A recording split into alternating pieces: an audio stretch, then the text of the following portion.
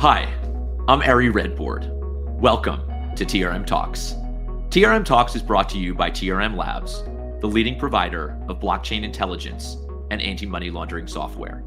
Countries around the world, about 114 by last count, are at various stages of development or experimentation with a central bank digital currency. In the US, we've heard from policymakers from the White House, the Fed, Treasury, and Capitol Hill talk about the potential of a central bank digital currency, a digital dollar. Today, I am joined by the leading voices in that conversation. Former CFTC chair, Chris Giancarlo, and Digital Dollar Project Executive Director, Jen Lassiter. Jen, thank you so much for joining today. Thank you for having me. I'm happy to be here. Awesome. I know Chris dropped for a second with some technical difficulties and he's coming back, but this is perfect opportunity to kind of kick things off for you. Yep. Obviously, the conversation around a central bank digital currency is everywhere right now in every conversation. But before we sort of really dig in to that, would love to hear kind of a little bit about your journey to the space.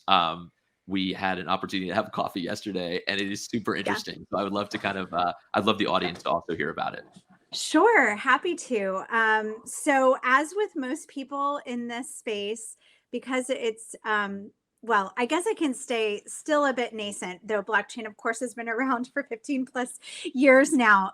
But everyone seems to have a different journey that has brought them here. And I think it is somewhat of a value add, right, in this conversation to have such a mosaic of perspectives while we are designing and exploring, certainly for central bank digital currencies and other digital currencies, the construct of this thing. So my background, born and raised in Washington, D.C., so local Washingtonian, which is sometimes rare. I don't know if it's still rare. It used to be rare. And self-identifying policy wonk. I spent time in my 20s working in NGO space and nonprofit space, some consulting, but then had the greatest privilege to work with two financial regulators for about a decade, the Consumer Financial Protection Bureau and the Federal Deposit Insurance Corporation. And in those spaces, in all of the roles that I held over the years in those two agencies, I was working on what people famously will call the intersection of policy, technology, and regulation. I actually think it's even more simple than that. We were identifying problems and problem solving and using change management to move towards solution. So a lot of times in those efforts, we were looking at new technologies, both in terms of how it might impact an agency's ability to exhibit their or express their remit, meet their mandate, or how we might modernize internally, move systems, I don't know, off of facsimile and on perhaps through open APIs. So just helping the agencies themselves modernize, and then move to the Digital Dollar Project, which is a nonprofit based outside of Washington, D.C., focused on really harnessing private sector resources to experiment and understand implications and design choices around a U.S. central bank digital currency. Fantastic. Yeah. Let's dig into that a little bit. Obviously, the Digital Dollar Project has really become one of the leading voices in this conversation within the United States, certainly about a digital dollar, but really globally as well on CBDC. Talk a little bit about sort of, what that work entails or what that work has entailed. Sure. So last year was our first year, 12 months in seat as a full organization. We first were started in May of 2020, if you can believe that. My board of directors, and I know Chris is joining us shortly as our executive chairman, Daniel Gorfine, David Treat, and Charlie Giancarlo, in May of 2020, brought together a group of advisors to start to talk about this very early concept known as a central bank digital currency. There was a lot of activity happening abroad, but the US had not really turned and started to consider CBDC as an option or something that should be explored, understanding some of the geopolitical implications of CBDCs as other countries were moving forward. So Digital Dollar Project's advisory board, along with the board of directors, released an initial white paper. And in this white paper, they laid out what that global activity looked like. And then they made the argument for why the United States should be exploring through experimentation, both research, not necessarily development, central bank digital currencies and the tokenization of the financial system. In that white paper, they laid out what they called the champion model for a US central bank digital currency. And again, this is a compilation of principles that they had seen manifesting globally, that they had gathered through interviews with various subject matter experts and academics. And this champion model was composed of 8 tenets. 1, tokenization. 2, third format of currency. So this you've heard also echoed from the Federal Reserve System themselves and from the executive order that was released from the Biden administration last year. Third format of currency, just meaning that if there were a central bank digital currency, it would be in addition to cash and other digital currencies that exist today, not a replacement. Maintenance of the 2-tiered banking system, which I know we'll dive into a bit more today as well, because it's particularly relevant for privacy. Also a sentiment echoed by the administration and the Federal Reserve Board. Privacy itself as a human right, individual privacy rights, and the necessary compliance and regulatory processes to support it. Monetary policy neutral. Technology decisions and design choices driven by functional needs. Again, incredibly important, because today a CBDC in the United States doesn't exist. We don't want to chase flashy technology. What we do want to do is future-proof our financial system and make sure that we are clear about what functional needs the Federal Reserve is driving towards, and then ask the question of, can new technologies or emerging technologies meet those needs? And then future-proofing the architecture through flexibility, and finally, continuing private sector innovation. So in the white paper that was released, we reevaluated these tenets. Again, they were released in May of 2020. It was quite a few years ago. Technology has evolved since then, as have the needs of countries in terms of deploying their own CBDCs. Are they still relevant? And what we found in our white paper is that indeed they are. And then we talked through in that white paper kind of some of the global implications of the acceleration of development and deployment globally, and how the US might consider moving forward with our own research initiatives. Fantastic. Thank you so much. And Chris, welcome to the show. You've already been invoked several times, I can promise you. So yes, although we've not used Crypto Dad yet, but it is, yes, welcome to TRM Talks, and super excited to have you. I think it's actually a great jumping off point.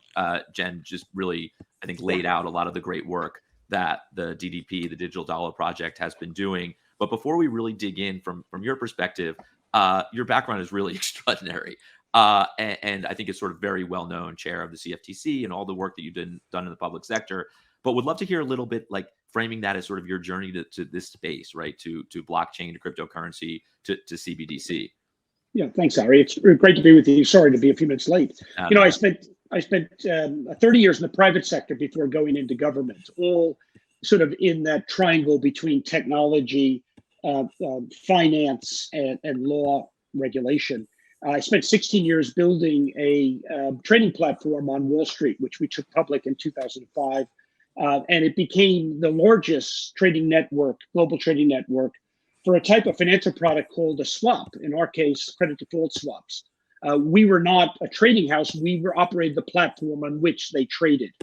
And during the 2008 financial crisis, I saw firsthand how the lack of transparency into the global network of relationships amongst holders of credit default swaps really led to a crisis of confidence. At the time that Lehman Brothers fell, it was believed that there was $400 billion worth of swaps protection against Lehman Brothers. We now know that there was less than 9 billion net exposure. Had we had a blockchain in 2008, regulators would have known in real time what the true exposure of not just Lehman Brothers, but Goldman and JP Morgan and every other bank was. And we wouldn't have had, or perhaps we would have had, but we would have been able to extinguish the crisis of confidence quite quickly if we understood the full extent of those exposures. And so when President Obama invited me to join the CFTC, the Commodity Futures Trading Commission in 2013, one of my real focus was, how do we take new technologies like blockchain technology and allow them to serve our financial system?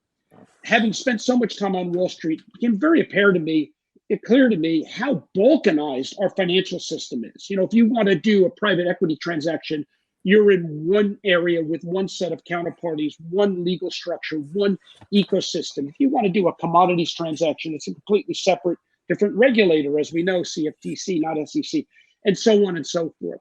One of the reasons during my time in government, I saw the rise of China with its super apps, the ability to break down some of these silos. And I've always felt that distributed ledger technology is an opportunity for us to break down those silos. And so at CFTC, I created something called Lab CFTC to start looking into this. And then in 2017, we greenlighted the first, and to this day only, fully functional, transparent, liquid, regulated market for any type of crypto at all, and that's Bitcoin futures. And guess what? 5 years later, it's a model for how regulators can take 90-year-old statutes, engage with new technology, create operating regulatory systems that serve the market well without needing to take an adversarial approach, without needing to regulate by enforcement, with being able to be proactive. And I think it remains a model for that process. And so anyway, when I left the CFTC at the end of my 5-year term, I always went in with a commitment to five years in and then out. I started focusing on what, you know, my crystal ball told me is the next focus for where this internet of value is going. And that's in the form of a digital dollar and central bank digital currencies. And together with Dan Gorfine and David Treat and Charles Giancarlo, my brother, we created the Digital Dollar Project. And then we brought on Jen Lassiter as our executive director.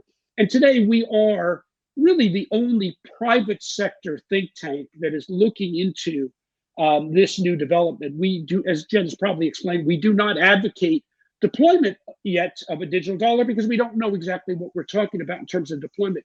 But we do advocate that the United States not cede leadership on the global standard setting table to our economic competitors or economic adversaries in terms of developing what potentially could be a digital operating system for a 21st century digital economy. Well, thank you for that. And I think it's an awesome actually jumping off point to really the question that I think really is critical here. And that is, what should a digital dollar look like? You know, what are those qualities that you're sort of talking about, and how are you thinking through that? Yeah. So we at the Digital Dollar Project are focused on really 5 areas of focus: resiliency, or impenetrability to cyber penetration, or certainly resilience to it. Financial inclusion: how can a tokenized financial system do a better job at bringing more of our fellow citizens and fellow users around the globe into financial services that our existing identity-based bank system has not been able to achieve. Privacy, which is a critical issue. And it's not just privacy, but it's really about censorship, the ability of whether it's government or private actors to control the financial choices we make, and how do we develop sovereign or non-sovereign digital currency that's resistant to censorship. Cross-border and interoperability. If we're going to develop a digital dollar, how do we make sure it's interoperable with other systems? You know, there are, as Jen may have mentioned, over 100 countries right now working on central bank digital currencies. Half of that number are in advanced stages. Europe has said they will begin to start testing using a digital euro within the next several years. Britain has said they have a digital pound within a decade. So Americans are going to be facing CBDC whether we have a digital dollar or not. Let's just be clear about that. we're not big enough, we can insulate ourselves from interaction with the central bank digital currencies that are coming about the rest of the world. And so how we prepare, if we are to deploy a digital dollar, to be interoperable with those other systems is important. And then finally, competition and innovation. How do we make sure the US leads the Internet of value in the same way we led the Internet of innovation 30 years ago? Fantastic, thank you. And Jen, for you here, I think Chris kind of got a little bit into the global landscape, because the thing that I've certainly learned about crypto, we do this sort of where in the world is Ari, and that's because you got to travel all over the world to talk to regulators because everyone is dealing with these issues, right? Cross-border value transfer at the speed of the internet. How important is it to digital dollar or to a US CBDC? Sort of what else is going on in the world? And I think Chris invoked a number of different jurisdictions to include China. Would you give us sort of a quick overview and maybe the way you're thinking about how to engage globally? Yeah. Yeah, absolutely. So let me get a little more in the weeds on the numbers in some specific countries, just to provide context, and then share a couple of objectives that we're working towards this year, it's somewhat in partnership with those regions. I do want to, before I get into the numbers, give a quick shout out to Atlantic Council's Geoeconomic Center. A lot of our data is pulled from their central bank digital currency tracker, and they recently released a cryptocurrency tracker, two wonderful tools that I recommend anybody who's interested in understanding both the technology stacks and the policy regimes that are sitting over particular regions' CBDCs. This is the place to go. So a quick summary of what their most recent update of their CBDC tracker has shared with us. So there are 114 countries at various stages of CBDC exploration. As of January 2023, 11 countries have issued a CBDC. What's important here, because I think we all have heard those numbers in pretty close proximity right over the past couple of months, is that when we released our white paper in May 2020, as I discussed earlier, only 35 countries were exploring central bank digital currency. No one had deployed yet. So that's how fast we're moving, that within 3 years, 35 countries went to 114 countries, 0 deployed went to 11. And as Chris alluded to, we're going to see this increase exponentially across the next 12 to 24 months. So in the most recent release of the tracker, you'll see that 60 countries are in advanced phases of exploration. And that means that they've self-identified as developing, piloting, or launching a central bank digital currency. And the Official Monetary and Financial Institutions Forum found that 2/3 of central banks surveyed in November of last year said they would issue a CBDC within 10 years. 24 central banks said they would issue a CBDC within 1 to 2 years. So really important, again, how fast this is moving, and a lot of countries that have been doing research and experimentation well before 2023. In addition to, of course, the ECB and the UK that Chris just touched upon, other countries that have deployed CBDCs include the Bahamas, Nigeria, Jamaica, and the Eastern Caribbean Central Bank. So again, just to put that into context, while it is important not to rush and deploy something that hasn't been well thought out and hasn't taken a varied multi-stakeholder perspective in terms of identifying functional needs and what are the right technical choices to get us there. It is important that we start that experimentation phase now.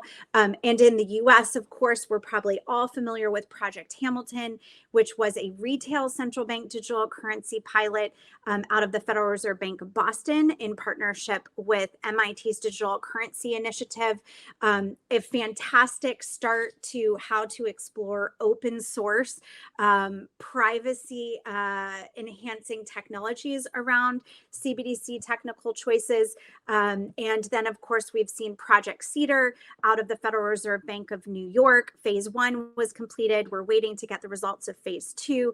And this is taking on the construct of a wholesale CBDC and how that might play in bank-to-bank large sum settlement processes.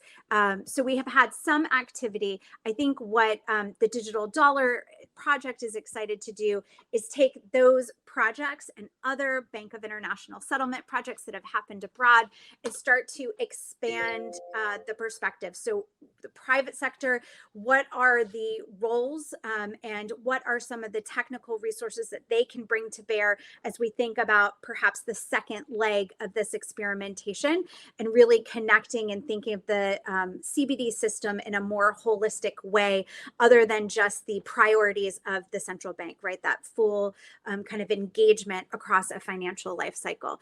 And then finally, I'll just say, again, in our white paper that we released earlier this year, there were 3 recommendations or 3 observations that we saw when we were looking at this global landscape. The first is that central banks are laser focused on improving domestic payments efficiency with a growing emphasis on cross-border payments that could lead to a new global financial order, right? Chris talked a little bit about what this means in terms of engaging or building new financial infrastructures outside of the traditional ones, originating from countries such as China or other countries outside or other than the US. I think that's kind of a no-brainer observation. What is really interesting about it is in the countries that I mentioned where central bank digital currency has already been deployed, some of those countries have built a system starting from a tokenized perspective, so natively tokenized. We are going to live in this hybrid space across the next decade or two where we have accounts-based systems and tokenized systems. And the focus, of course, the origination is how do we improve domestic payments, but those systems are going to have to talk to each other. So the first phase in thinking about interoperability is actually thinking about how we might be able to integrate perhaps a real-time payment system that is token native versus a real-time payment system that's account-based native. So a really important place to spend some time and thought. Observation 2, research suggests that central bank digital currencies could benefit financial stability. So there is some research coming out of the Office of Financial Research under Treasury that from a macroeconomic perspective has looked and started to create some analysis that central bank digital currencies provide more stability as they are interjected into the system. We are encouraged by that research, but think that there needs to be a lot more extensively done in various economies to be able to prove that out in real life experimentation. And then observation 3, CBDCs hold promise for bolstering financial inclusion, but more data and bolder leadership in pursuing ways to expand access are needed. This is another place that Digital Dollar Project is really leaning in, first in commissioning some user research to really look at what is a U.S. citizen's relationship with money in this fully digital future? How do they want to use money? And then using that to start to think about the impact to the financial system. Do we have the right frameworks in place that support expanding universal access to our financial system? If not, then what does that look like? So again, 3 observations. Domestic payment systems are really important, but we need to connect them for cross-border payments. Financial inclusion, great promise. We need a lot more research to understand if we can replicate that in real life. And the same for financial stability. So again, broad landscape, lots of activity happening, lots of partnership happening overseas, and really looking towards the U.S. to show some leadership.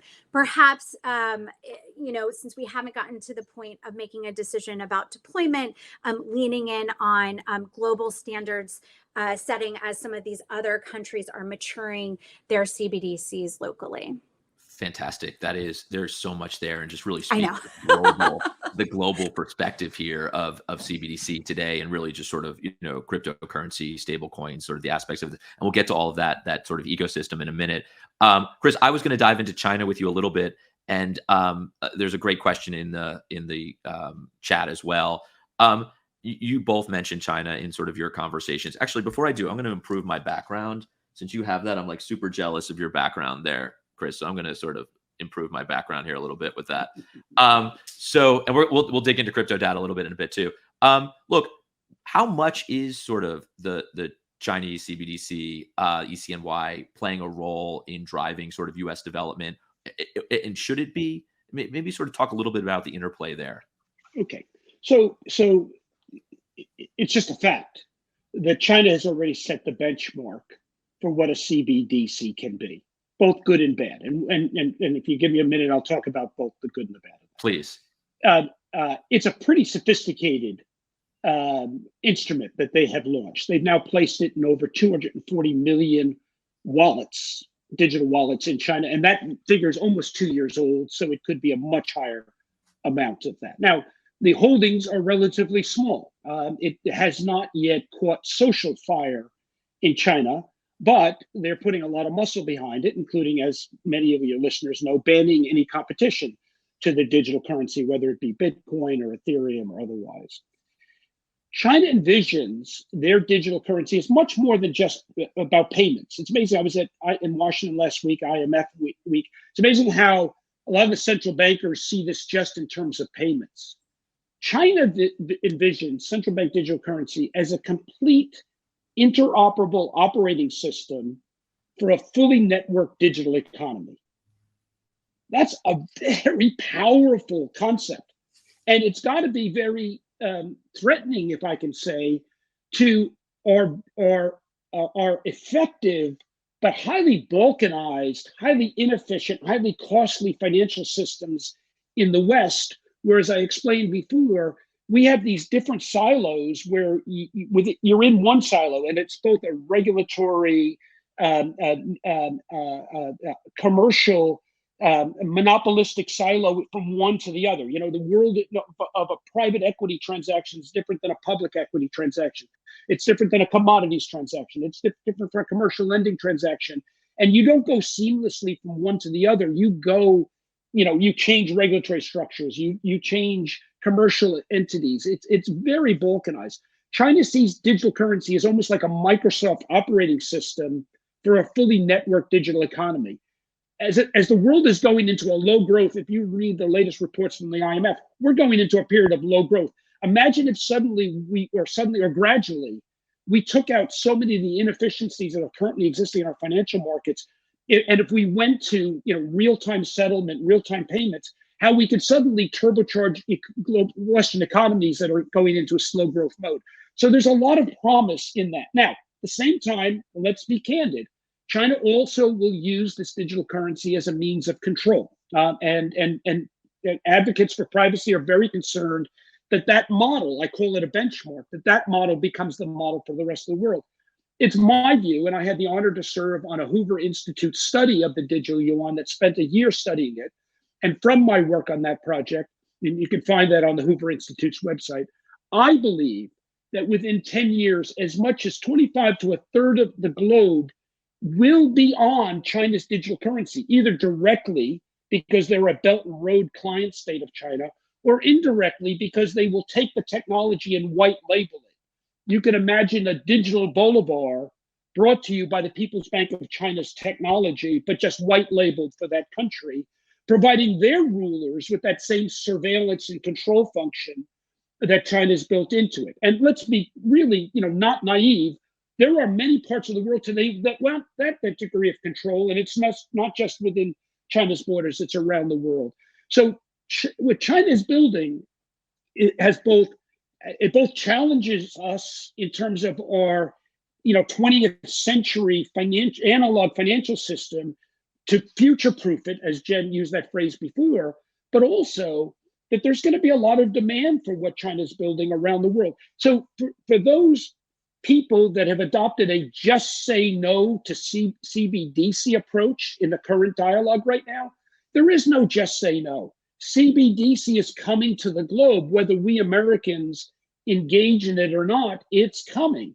And so what should be our reaction to those twin challenges, the challenge to economic liberty, the challenge to our antiquated financial system?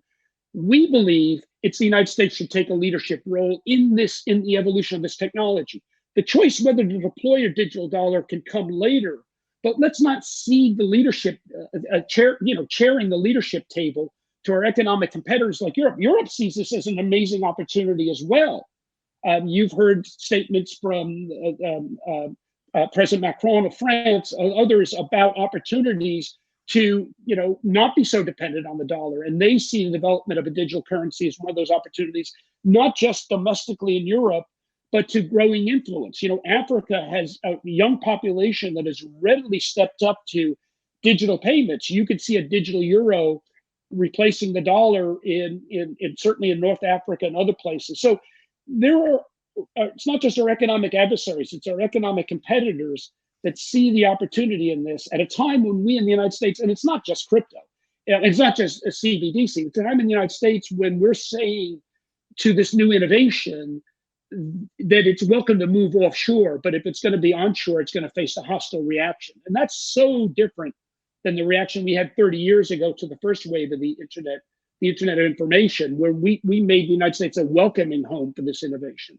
And so anyway, we must not miss this opportunity. Yeah, I want to dig into this a little bit more, but interestingly, just to sort of hammer home your point, we saw this article, this headline this morning in the Washington Post. Bangladesh has approved a payment of $318 million to a Russian nuclear power developer using the Chinese yuan, according to a Bangladesh official, offering the latest instance of countries bypassing the US dollar and using the Chinese currency to conduct international payments.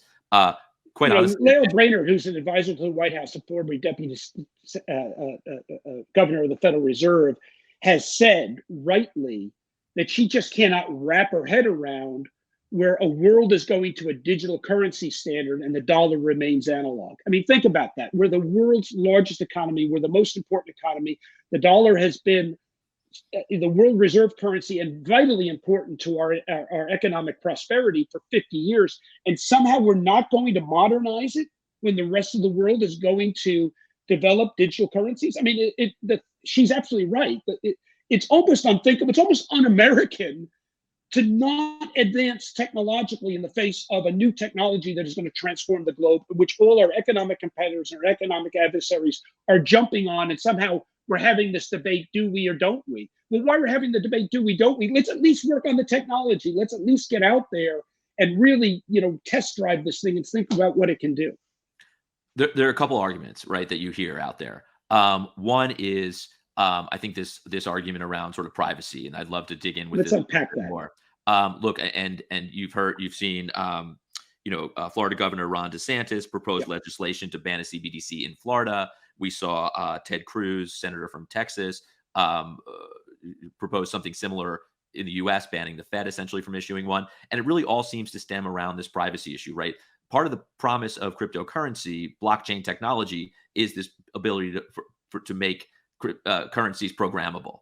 And I think the concern is, what can the government ultimately program into a digital currency, right? And that obviously has really played out in China potentially and globally. How do we do this? Okay, how do we do this in an American way? First of all, let me be crystal clear. Those concerns about privacy are rightful. They are legitimate concerns. If a digital currency can be used not only to surveil Americans' lawful economic activity, but censor it, and censoring could come from the right or the left, but censor their economic choices, then we don't have constitutional freedoms anymore. Because what is our First Amendment freedom of speech, freedom of assembly, freedom of religion, other than how we spend our money to pay dues to organizations, to read certain publications, or to tithe or contribute to our places of worship? What does the Fourth Amendment right to privacy mean if all of our economic choices can be surveilled and worse, censored? So these folks that are concerned are. And now the second thing I'll say is, I am second to nobody in my concerns about privacy, not just in my words, but my actions. When I was a commissioner at the CFTC, I fought an Obama administration initiative that would allow regulators like the CFTC to take software from software developers without a subpoena. And I thought that, was commended for it by the Wall Street Journal. I'm not saying that to ring my own bell, but the point I want to make is I'm as concerned at privacy and it's in my actions and not just in my words as anybody. But I think what we're getting wrong about this is we're making an assumption that the Chinese way of surveillance is the only way to design a digital dollar. What if we just turned that on its head and said, with all of our ingenuity, let's design one that actually affirmatively protects privacy, that is not subject to surveillance, that is not subject to censorship for lawful activity? If we did that, if instead of launching a Chinese style one, but a truly American one that protects Americans' privacy, would it not attract the attention of the entire world? Aspirational people the world over would flock to that form of American dollar. There's an article recently says there cannot be an American style CBDC. Why? Have we lost our technological ability in the United States? Have suddenly Silicon Valley gone dark? Silicon Alley, Brooklyn, the lights gone off? We're not doing development anymore? Why are we assuming we Americans cannot do this? Here's what's happened to this whole debate. I understand why it's good politics. I spent 5 years in Washington. I know how that works. But what we're doing to this is we're creating the just say no to nuclear power debate of the 1970s. Because nuclear power had a dangerous aspect, we just stopped all development of it in this country, with the result that our economic competitors have become very adept at building nuclear power, powering their economy with very low cost, very low environmental impact. If we take the same approach to CBDC, just say no, the one thing we can be sure of is we'll never create a privacy protecting central bank digital currency. And then we'll be subject to commercial operators of payment systems, and we don't know that they're going to protect our privacy. Let's start development work today on a privacy protecting, censorship resistant American digital dollar. And if we do that, the country that does that will rule the world. That will be an amazing opportunity, and we should not discount our own ability to create that. We should affirmatively create one. Fantastic. And Jen, I'm going to ask you to sort of jump right off of that. I've been lucky enough to participate with you on sort of this issue in a sort of the forum situation. Would you sort of describe the work, the Digital Dollar Project, and that sort of focus on privacy? I think Chris sort of laid out the argument for it and the reason for it, but what are you doing, proactively? Sure. I want to pull out two really important points that Chris just made, because they need to be bolded, underlined, italicized, whatever form of highlighting font you want to apply. So it's really important that as things have gotten noisy in this space, that people realize we're in the very early stages of exploring technical design choices and policy design choices around a US central bank digital currency. And what that means is now is the time for us to really rise up and participate in our private capacities, responding to public comment, going to open forums or innovation lab open sessions with our regulators. No decisions have been made. And why that is so important is my second point, which is that privacy and security, which I know TRM Labs knows very well, are not binary choices. There's a really great article that Daniel Gorfine and Michael Moser co-authored a couple months ago that talks about this and how, in the noise and the rhetoric, it's often presented that there is a CBDC and it's completely unprivate because we have to have the utmost security. These are false narratives. We're still figuring out how we can use technology, privacy and enhancing technologies as the buzzword right now, to really protect the security around a tokenized central bank digital currency, that broader system, while also protecting individual privacy, the gathering of storage and release of individual data. So if anyone tells you that there's a US CBDC and it's not private because that's the only way it can be secure, that is false. And I think that's really important to stress here. So what is the Digital Dollar Project doing to try to enhance and mature this specific conversation? So we have a working paper that is a set of privacy principles that was released about a year and a half ago. And it lays out some principles that we've seen echoed in some of the legislation, proposed legislation coming out of the Hill last year in the executive order and supporting agency reports around the principles that support privacy, or democratic principles that we would want to see manifest invested in a US central bank digital currency. So this year we're taking that working paper and we're putting kind of pedal to the metal a little bit. And we're doing a couple series of data gathering. One is with 3 academic institutions. Our first one was held in March in collaboration with MIT's Connection Science Department, which sits under their media lab. Our second is in early May with Berkeley's Center for Decentralized and Responsible Intelligence. And then our third is with Georgetown Law's Institute for International Economics and Law. And each of those sessions is a curated discussion of about 40 subject matter experts across many different disciplines and industries coming together to speak specifically about privacy requirements for central bank digital currency.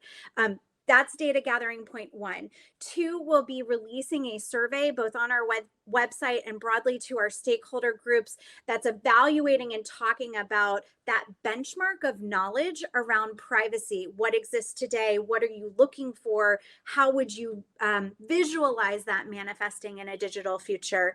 And then third is doing another round of collation around existing research. So organizations like the Bank for International Settlement, the World Bank have since released in the past year research around privacy and central bank digital currencies. So starting to pull some of the trends that we're seeing across existing research as well. We will bring all of that together and we'll write another version of that working paper.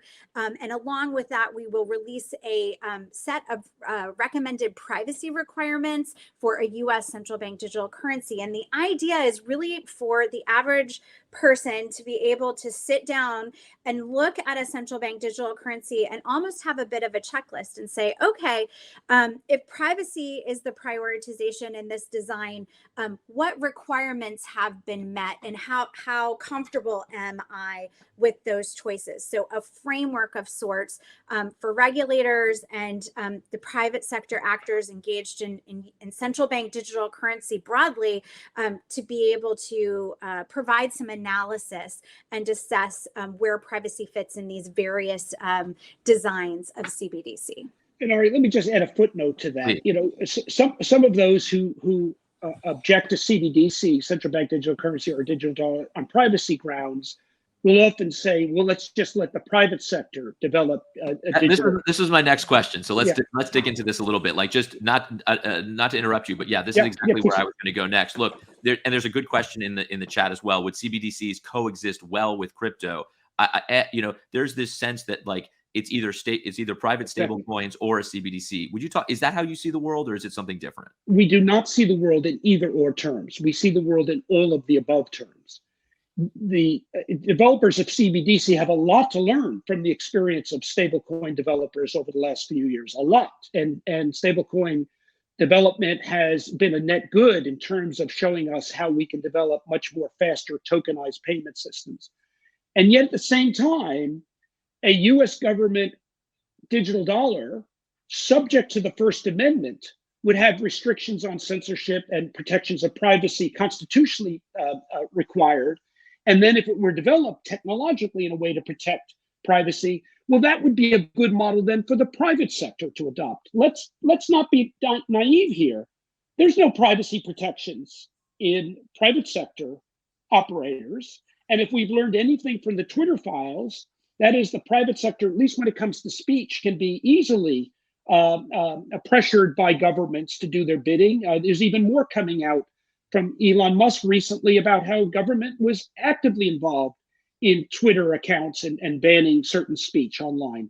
Well, what would stop private sector actors in return for a government license to conduct their stablecoin operations, submitting themselves to government surveillance and censorship in a way the government itself could do? Now, I'm not making any accusations. I'm just making, if we really are concerned about privacy, we should advance our work on a digital dollar that conforms with our constitutional rights to privacy and our rights to civil rights and freedoms. And we should require the same of our stablecoin operators, and they should develop. And the more choice you give people, the more free they are. And we should have as much choice as possible. If you feel one either a government or a private operated form of digital money is not protecting your privacy, then you should be able to go to another. And if we create a digital dollar based upon our constitutional principles, it will serve as a controlling function for non-government operated. So we at the Digital Dollar Project do not advocate banning one or favoring another. What we'd like to see is a world where Americans and people around the world have a lot of choice in their digital payment systems. And if it's a payment system that collects data for the benefit of people, you get a discount. If they pay you for your data, that's fine. But the benchmark, we believe, is a digital dollar based upon our constitutional principles, serving as a building block, in a sense, a right of way upon which railroads can be built. We're not talking about all the apps on a digital dollar being built by the public sector. There's, we believe in private sector ingenuity, innovation. But again, we need to get beyond these stale narratives of black and white, just say no to CBDC. That's just not going to be possible in the world we're going into. So let's build one that accords with our values, that becomes a shining beacon to both sovereign and non-sovereign digital currency development. Just as a really quick aside, we saw sort of a draft stablecoin bill this week that sort of digs into sort of how to treat stablecoin issuers, sort of from a regulatory perspective. But there's a very sort of quick throwaway on sort of, studying a CBDC. Would you talk a little bit about sort of, if any, view of sort of that? It jumped right out that in the very short, 2 or 3 pages that discussed a digital dollar, it says that a digital dollar must enhance, not sure if the verb is enhance, but must be focused on privacy and civil rights. And yet in the 70 odd pages discussing a stablecoin, there is no requirement there that stablecoin licenses be granted with the condition that privacy and civil rights are protected in the stablecoin. And I think that I'm not a critic of that legislation. I'm very pleased to see the Financial Service Committee moving forward. And there's a lot of good material in there, a lot of good groundwork to be built upon. But it is striking that the government is not placing privacy and civil rights protections on stablecoin operators the way the expectations are for central bank digital currency. But as I've said, and I think it's quite self-evident from what we've learned in social media, that the private sector is as likely to infringe civil rights, to surveil us and censor us as a government would. Why would we not require adherence to those constitutional principles in private operated money the same way we would do in government sponsored digital currency? Terrific. Yeah, no, and maybe this flows nicely into this sort of question, and it's a little off of CBDC, but having the former CFTC chair here with me, I have to ask sort of the hottest topic in crypto, right? Sort of, is it a security or is it something else? And how are we going to regulate this thing ultimately? And who's going to regulate? Any views on this? I mean, is everything? Sure. Yeah, and it's not the first time I've said this, but I'm happy to say it on the program. Yeah. Crypto is not inherently a security. Crypto is not inherently a commodity. Crypto is not inherently a bank product. Crypto is software. Crypto is algorithms. Crypto are algorithms that allow us to store and move value on either permissioned or permissionless digital ledgers. Now, in a number of cases, that algorithm may serve a capital formation purpose, in which case, under our current agency system, that's rightfully under the purview of the SEC. In other cases, that algorithm may enable that crypto to serve a commodity purpose, such as a Bitcoin, which when I was at the CFTC in 2015, we declared to be under the CFTC's jurisdiction. That's since been upheld by courts and generally recognized as the right outcome. In that case, crypto is not a security. In other cases, crypto may serve a banking function, in which case we have a banking regulatory system at both the state and the federal level. In other cases, crypto may serve as a governing function. In other cases, it may serve as an information function. So crypto is not inherently security. And I hate to disabuse that notion to those advocates who I sometimes think are advocates of a particular agency, and then they back into this definition. Crypto is inherently an algorithm. We need to get beyond that sort of fairly wooden approach and start saying what function does it serve? And if it serves a capital formation function, then there is a rightful role. And I wouldn't deny that there's a rightful role for the SEC. My former agency is the only American regulatory agency to have developed a regulatory framework that is currently operating today, moving value, an extraordinary amount of value every day, every minute of every day in a fully functioning world. It's possible for regulators to recognize how an algorithm functions, what purposes does it conduct, therefore, is it fall within that regulatory purview, and then engage with it and create regulatory frameworks. The CFTC proved it can be done that. But you first have to start with what function does the algorithm serve, not a wooden blanket statement that all crypto is a security or all a commodity or all a banking function, whatever you will. Fantastic. Thank you so much. And thank you for that. It's obviously the big hearing today. There's lots of discussion in the space on this, and it's nice to have your really unique perspective. Jen, I'm going to actually take a question from the chat here. The first part of the question is, where in the world is Ari today? Ari is thankfully at home in Washington, D.C., and I think his wife is also thankful for that. But question 2 from the same question here is, look, you've been engaging with this space for the last year, public sector, private sector, and obviously part of the DDP's role is to educate. But how are you? How sophisticated or what is the depth of understanding of the folks that you are engaging with on this issue? And I mean, I think it goes to how much education really needs to be done here. Well, I think that depends on who you're talking to. Yeah, exactly. Let's go general here on this. But it's a really great question. And I think if you think of any type of societal shift, right, it's going to come in waves in terms of how educated people are about what the topics are at the moment, and then how those topics might grow and change. So what I would say to that is folks are more educated. For our private sector entities, particularly our multinationals, they have to be, because as we talked about in the beginning of this podcast, many of the countries that they operate in are deploying central bank digital currencies or already have. So they're going to have to understand what the impact to their strategy and operations are, simply by nature of other countries moving forward.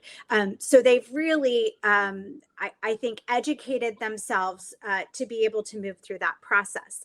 In addition, we've seen, I think, pretty fast movement from our banking sector in terms of how they're thinking about digital currencies more broadly, right? And this is where I would say there's this evolution between a blanket categorization of what is a stable coin to now a little bit more sophisticated discussion around the difference between a stable coin and a tokenized bank deposit. And I think that is evidence of the maturity of the conversation within our banking system, right? And I think on the Hill, it's really hard because this is, again, it's a very nascent technology and application of a technology, because we certainly don't want to build legislation around a specific technology. Back to that, like understanding the functional needs and the objectives that we're driving towards. And you have representatives who have to know a little about a lot of things and come together in a bipartisan way to start to understand how to provide legislative frameworks that can hopefully support the innovation around these things. We've seen that, I think, with McHenry and Waters' bill that was released this week that we just talked about. It's a starting point, and it's an educated starting point. If you go back to congressional sessions from this session, the maturity of the language around stable coins and central bank digital currencies is very different. Yeah. So we're making headway, and that's great. What I will say is I start every conversation level setting how I'm using language. So a really important thing when you're talking about central bank digital currencies is saying, are you talking about privacy in the context of a wholesale central bank digital currency or retail central bank digital currency? Because privacy is a principle that exists in both applications of CBDCs, but in different ways. When you're talking about a digital dollar, are you talking about a central bank digital currency, a liability on the central bank's ledger, or actually are you using that to talk about digitized money more broadly? So really forcing people to define their language so that you don't get confused and then turn I think to maybe some more emotional arguments while you're talking about CBDCs specifically. Terrific, thank you, Chris. I'm going to end with you. I'm going to end with you here. I will tell you, I'm a huge fan of great storytelling, particularly like meaningful anecdotes, and there are a lot in this book. But maybe it's like I'm a kid from New Jersey who loves country music, so I feel like I may have related to this one thing. First of all, you quote Brad Paisley here. And you say, if you make the mistake of looking back too much, you aren't focused enough on the road in front of you. And then you go into this really extraordinary anecdote about driving at night in 2016 through Ellis County, Texas. And you learn from a farmer there about precision farming. I thought this was like one of the most extraordinary analogies that I've seen for sort of what the future can be. Would you talk a little bit about that experience maybe, and just sort of like if you see it the way I read it? Yeah. It's funny, a kid from New Jersey, we don't get a lot of experience with, crop farming here in New Jersey. No, that's honestly what I even thought was coolest about the whole thing. So yeah. And so, when I was confirmed as chairman in 2017, I made a promise to the Senate Oversight Committee that I would continue what I had begun as a commissioner. And that was I would take at least one 10-day trip a year through America's heartland and learn about the different commodities. The CFTC, while it's quite frankly on the cutting edge of digital assets and others, is also an agency that regulates some old-fashioned markets like cotton futures and wheat futures. And so I actually wanted to go and visit a cotton farmer. And so I was in Texas. I flew down to Dallas and then rented a car and drove about 90 minutes to Ellis County to meet a local farmer who had offered to show me his operation.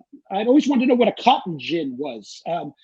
You think it's some place to go and drink, but it's not. It's actually where the cotton is refined and made into what can be then used as fabric. It's cleaned and it's carded. And as we were driving along in his truck, I was there sort of first week in March. I can't remember, it was 2018 or whatever year it was. And we drove past a field that had clearly been just recently mowed. I could tell it had been recently cut. And so I just said, well, is that winter wheat? And he said it was. And then he said, just offhandedly, we cut it last night. And as we drove along, I kind of processed that in my mind. And I said, how did you cut it at night? And he said, oh, it's kind of pretty cool. You want to see something? And he pulls his truck over and takes a few swipes in his iPhone. This guy, by the way, was in his 70s. This farmer takes a few swipes of his iPhone, and he shows me an image that's surrounded in black. It clearly is shot at night, and it's looking down, and you see basically two sets of four headlights moving in the darkness. And he explained to me that one of them was the harvester that was cutting the wheat. And side by side with it was his tractor pulling a bin in which the wheat was being shot out like a cannon from the harvester into the bin. And then he explained that the harvester was moving by GPS satellite with his son in the cab. The tractor was being driven by him, but held in place by vehicle telemetry. And the whole scene was being shot by his drone in the nighttime sky. And the more I thought, it wasn't until the next day that I was flying back to Washington that I thought, farming, which throughout all of humanity has been a daylight activity, because you can't do these things at night. Now, because of digital technology, is a 24/7 activity that can be done by two persons, any time of day or night. We think about farming as a very labor-intensive process. So how has digital technology changed farming? It's made it a 24/7 activity, and it's reduced the amount of physical labor involved. How if farming can be going through that digital information, that revolution of the Internet of Information and the Internet of Things, how naive of it is for us to somehow think that financing and banking and money itself will not go through the same digital revolution. Somehow banking is going to remain its 20th century analog structure, but meanwhile, farming, information, everything we know about human life has been transformed and transformed dramatically from a 12-hour day activity to a 24-hour activity. I mean, so this is really the resistance we are going through, I think, one of the greatest societal changes. And it's very hard for Americans because we're the top of the heap in the 20th century analog-based bank system. Our currency's the top of the heap. Our banks are the top of the heap. We dominate that analog banking system. And along comes a technology that threatens to upend all of that. And the rest of the world is not naive. They realize this is an opportunity not only to gain power over a financial system, but to upend America's dominance of that 20th century system. And we're like deer caught in the headlights. We're like saying, oh, just say no. We can avoid all this transformation, all this change. It's not going to affect us. Well, that unfortunately is going to hold us back. We've got to realize this change. You can't stop technology. The internet is going to do to banking and finance and money itself what it's done to social interaction, what it's gone to online retail shopping, what it's gone to information gathering, what's gone entertainment and leisure. Everything we know about human interaction has been changed, and finance and banking and money is going to be changed as well. And I sometimes think we've got a generation gap between younger people that grew up in a digitally networked world and the septuagenarians that are kind of still running everything, that grew up in a branch banking, 3-day check settlement, banking hours world. And to them, there's nothing wrong with that world. They just need to resist all these transformations that are coming. But they will yield. I mean, and I don't mean that to be mean, but the fact of the matter is people that grew up in a network world will take increasingly control over those institutions, and this will be native to them. I just hope it's not too late. I just hope the United States hasn't lost its edge to younger societies that are embracing this transformation. To build the future, we've got to be willing to part with the past. And I think we're struggling with that right now.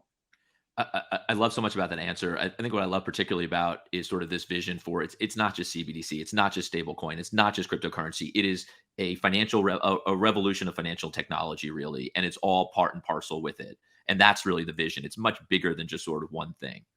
Much bigger, and and the benefits. I mean, we're so worried about the costs and the risk. I get all that. Again, we've been focused on privacy at the Digital Dollar Project since we started. I mean, we put our privacy principles, year and a half ago now, before anybody was talking about it. So, we take a backseat to nobody on our concern about privacy. But there's so much more here. Our financial system is so expensive.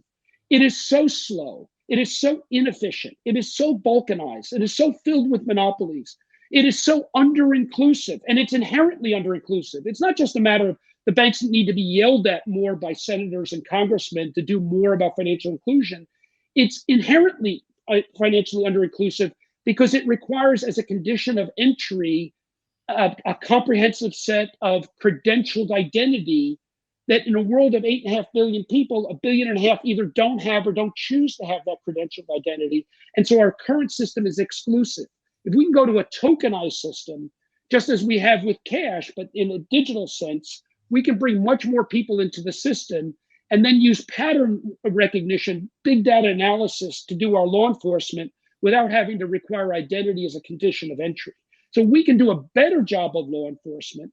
We can do a better job of policing the system, and yet we can open it up to more people. So there's so much promise in this innovation if we just stop holding tight to the world we know, like it's our lifeline, and open ourselves to the future. Again, the way we did 30 years ago.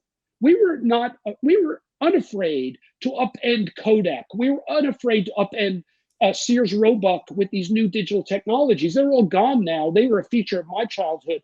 They're gone. We were unafraid to upend those models. We have to be unafraid to thoughtfully, intelligently, gradually, and cautiously, but at the same time, affirmatively upend the models that we've grown up with to embrace these new models of the future. On that, we are going to drop the mic at TRM Talks, but would love, as the work continues and we see sort of where this space goes, and it is, to both of your points, early days, would love to kind of have you both back. So thank you so much for joining us. To the audience, Subscribe to the weekly roundup. You'll see it in the handouts tab. We're doing a video weekly roundup now as well, so stay tuned for that. And subscribe to the newsletter also to get sort of the latest on what's happening at TRM Talks. But again, Chris, Jen, thank you so much for joining us, and really look forward to continuing the conversation.